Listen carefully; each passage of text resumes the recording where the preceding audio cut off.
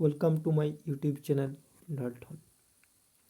আজ আমরা ডিসকাস করব ডাব্লিউবিপিএসসির জুনিয়র ইঞ্জিনিয়ারের জন্য ইরিগেশন ইঞ্জিনিয়ারিংয়ের class, water requirement of crop and soil water relationship.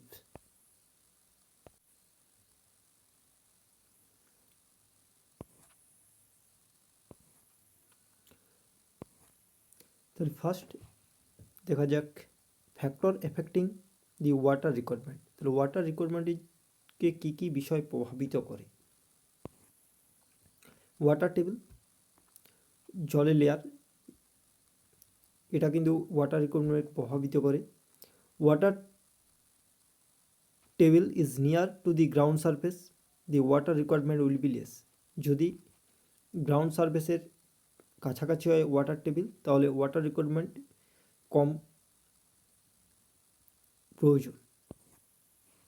Climate, hot ওয়েদারের ক্ষেত্রে বেশি জলের প্রয়োজন হয় এবং উইন্টার বা রেনি সিজনে কম।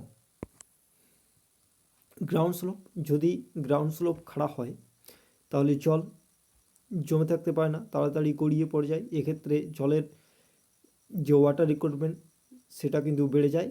কিন্তু আবার ফ্ল্যাট গ্রাউন্ডের ক্ষেত্রে জল দাঁড়িয়ে থেকে যায়, তার জন্য ওয়াটার রিকোয়ারমেন্ট কিন্তু এক্ষেত্রে ফ্ল্যাট গ্রাউন্ডের জন্য কম হয়। Intensity of irrigation, intensity of irrigation for a particular crop is high, then more area come under irrigation system and water requirement will be more and vice versa. যদি intensity of irrigation বেশি হয় তাহলে বেশি পরিমাণ জমি irrigated হবে, তখন সেই ক্ষেত্রে ওয়াটার রিকোয়ারমেন্ট কিন্তু বেশি হবে। টাইপ অফ সয়েল, যদি স্যান্ডি সয়েল হয় তাহলে ওয়াটার রিকোয়ারমেন্ট বেশি হবে, ক্লেই সয়েল হয় তাহলে ওয়াটার রিকোয়ারমেন্ট কম হবে। Method of application of water, মানে ইরিগেশন ওয়াটারটা কীভাবে দেওয়া হচ্ছে তার উপরও ডিপেন্ড করে। যদি সারফেস মেথড হয় তাহলে ওয়াটার রিকোয়ারমেন্ট বেশি হবে, কারণ ইভাপোরেশন লস হবে। আর যদি সাব সারফেস ডাইরেক্টলি রুট জোনে অ্যাপ্লাই করা হয় ওয়াটার, তাহলে কম হবে। মেথড অফ প্লাঙ্গিং, যদি ডিপ প্লাঙ্গিং করা হয় ট্রাক্টর দিয়ে তাহলে ওয়াটার রিকোয়ারমেন্ট কম হবে, আর যদি এরকম লাঙ্গল দিয়ে করা হয় তাহলে সেক্ষেত্রে বেশি পরিমাণ জলের প্রয়োজন হয়। কিছু গুরুত্বপূর্ণ ডেফিনেশন যেগুলো জেনে রাখতে হবে এই চ্যাপ্টারের জন্য।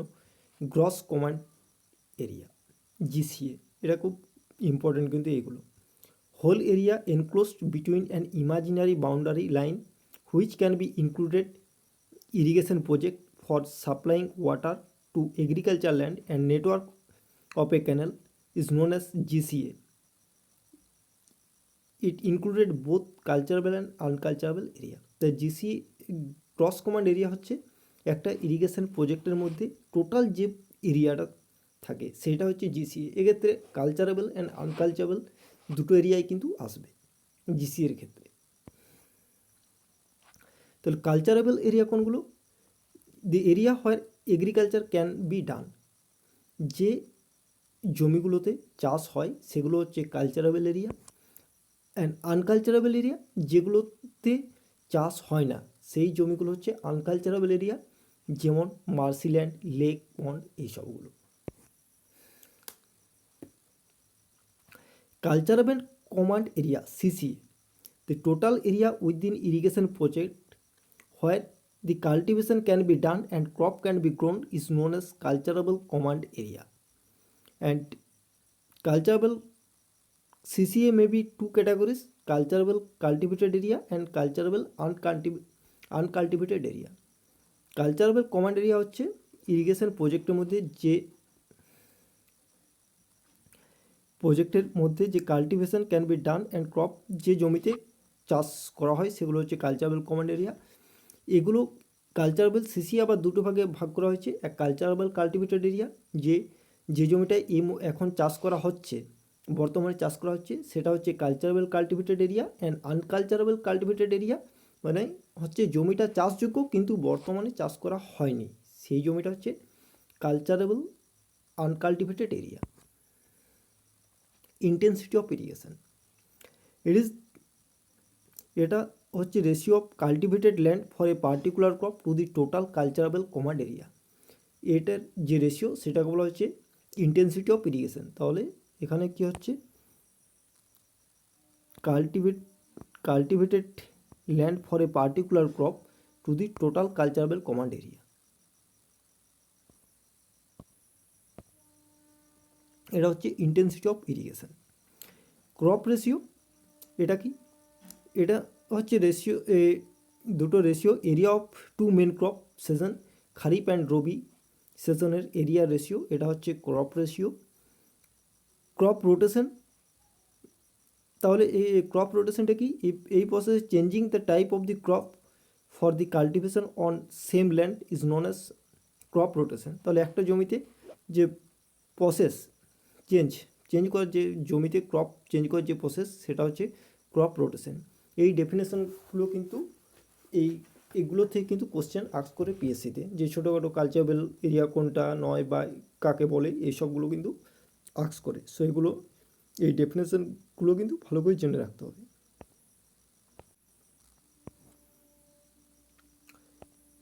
ক্রপ পিরিয়ড, এটা কিন্তু important. The crop period is define as the total period from time of sewing to the time of harvesting. তাহলে জমিতে ফসল লাগানো থেকে তোলা পর্যন্ত যে সময়, সেইটাকে বলা হয় ক্রপ পিরিয়ড। ওভারল্যাপ অ্যালাউন্স,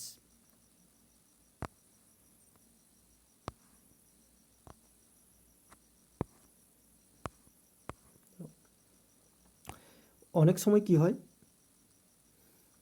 যে sometime A crop one season may be overlap to the next crop season. তাহলে অনেক সময় একটি ক্রপ সিজন কিন্তু অন্য ক্রপ সিজনের ক্ষেত্রে কিছুদিনের জন্য ওভারল্যাপ হয়ে যায়, কারণ ম্যাচিওর হওয়ার জন্য ফসল। এই সময়ে কিন্তু ওভারল্যাপিং ইরিগেটেড ওয়াটার যে সাপ্লাই করা হয়, এই সময় ইরিগেটেড ওয়াটার যেটা সাপ্লাই করা হয় সেটা দুইটি ক্রপের ক্রপ সিজনের মধ্যে চলে যায়। তাই due to the extra demand of water during this period, তাহলে এই সময়ে যে এক্সট্রা ওয়াটার রিকোয়ার্ড, মানে প্রয়োজন হয়ে যায়, এক্সট্রা ওয়াটার প্রয়োজন হয়ে যায়, this discharge of the canal, তাহলে হয় তার জন্য কি ক্যানেলের ডিসচার্জ বেড়ে যায়।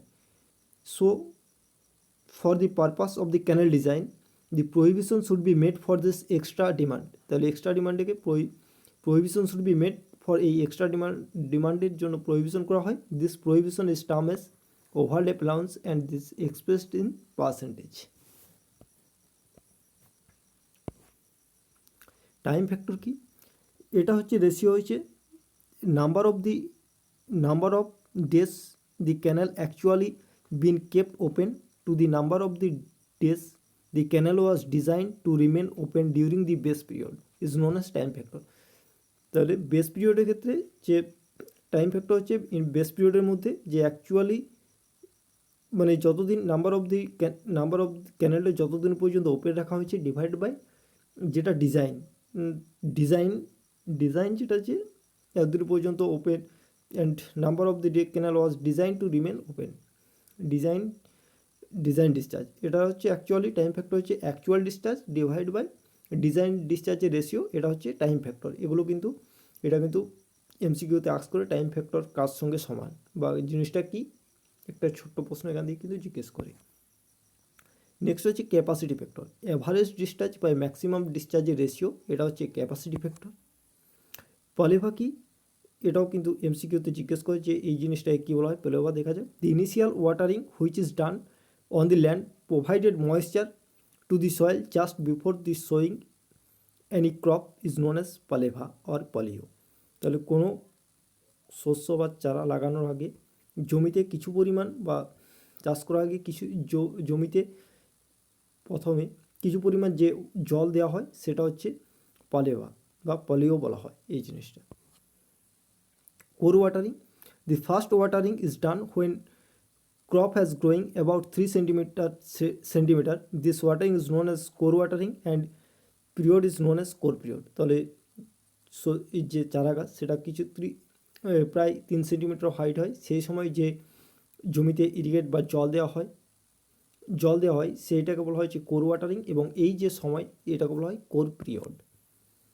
1 কিউমেক ডে, এটা কিন্তু জেনে রাখতে হবে কি এটা 1 কিউমেক ডে ইজিক্যাল হচ্ছে ডিসচার্জ ইন্টু সময়, এখানে কিউমেক হচ্ছে ডিসচার্জ ইউনিট আর ডে হচ্ছে সময়, তাহলে 1 cumec 1 metre cube per second into day, এটাকে টোটালি সেকেন্ডে কনভার্ট করা হয়েছে 24 ইন্টু 60 ইন্টু 60। নেক্সট তাহলে 1-এর সাথে 24 ইন্টু 60 ইন্টু 60 মিটার কিউব আসছে, যেহেতু সেকেন্ড কেটে যাচ্ছে মিটার কিউব থাকছে, এখানে 24 into 60 into 60 into metre square into 1 metre, তাহলে মিটার কিউবই থাকছে। তাহলে দেখা যাক কী হয়, 24 into 60 into 60 divide by 10,000 into 1 metre, 10,000 এখানে এটার ইকুয়েশান আসছে 8.64 হেক্টর মিটার, আর 1 হেক্টর হচ্ছে 1 hectare is equal to 10,000 meter square, তাহলে 1 কিউমেক ডে কার সঙ্গে সমান হচ্ছে 8.64 হেক্টর মিটার। এটা কিন্তু এমসিকিউতে জিজ্ঞেস করে 1 কিউমেক ডে কার সঙ্গে সমান ভ্যালুটা। Next base period. Base period হচ্ছে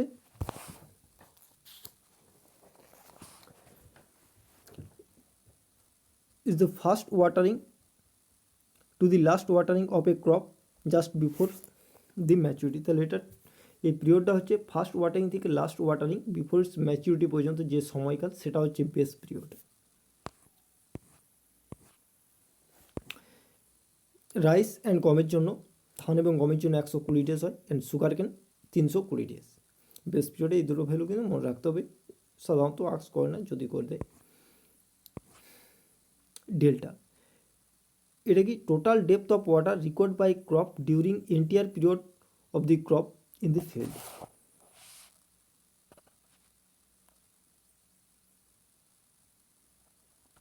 তো টোটাল ডেপথ অফ ওয়াটার, তাহলে বেস পিরিয়ডের মধ্যে যে ফার্স্ট ওয়াটারিং থেকে লাস্ট ওয়াটারিং পর্যন্ত যে পরিমাণ জল দেওয়া হয় সেটাকে যদি কোনো একটি জমিতে স্ট্যান্ড করা হয় তাহলে যে পরিমাণ থিকনেস আসবে সেটা হচ্ছে delta.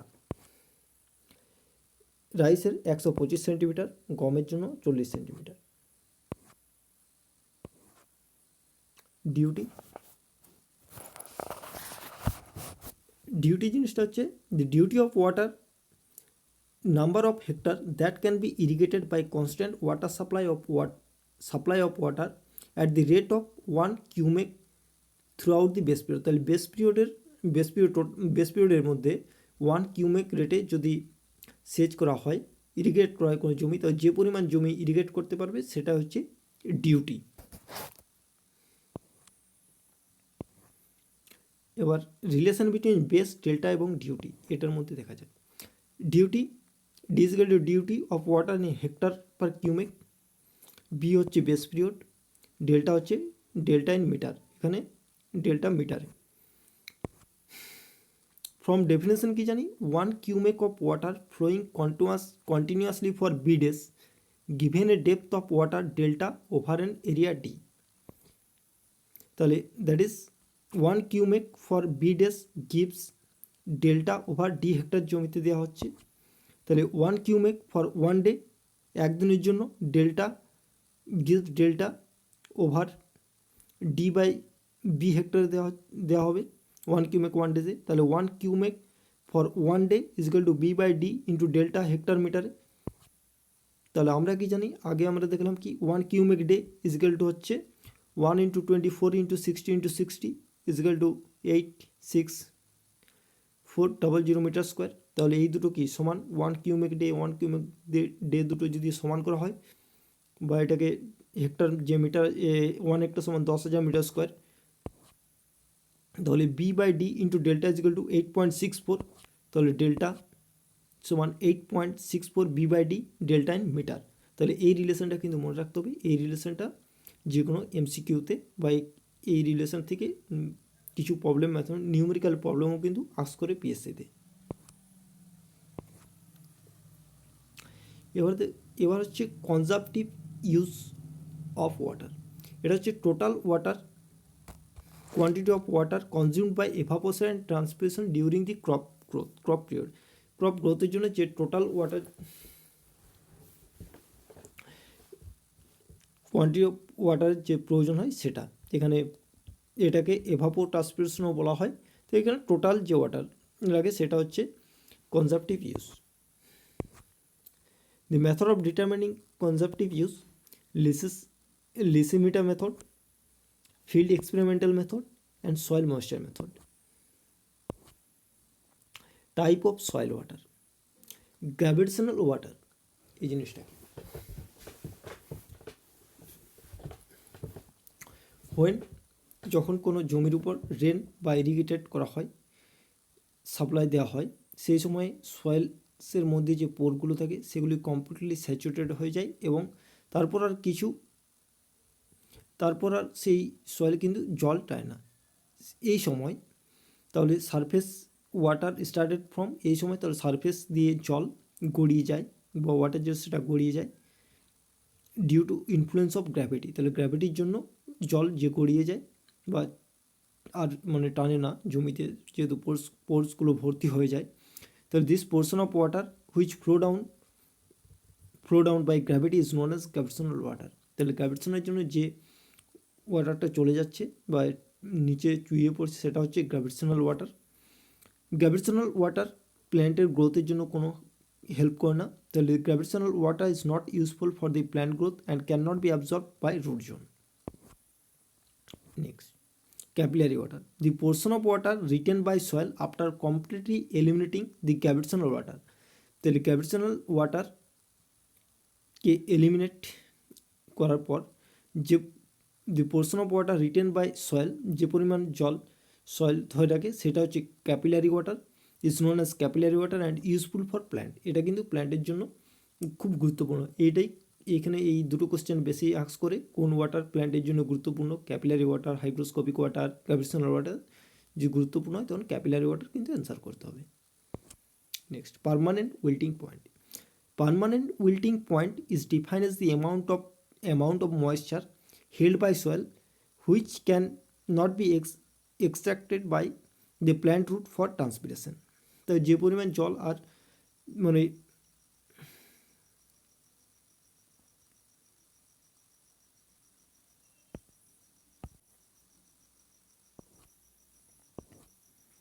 hygroscopic water, the water content below the permanent wilting point is known as hygroscopic water. তাহলে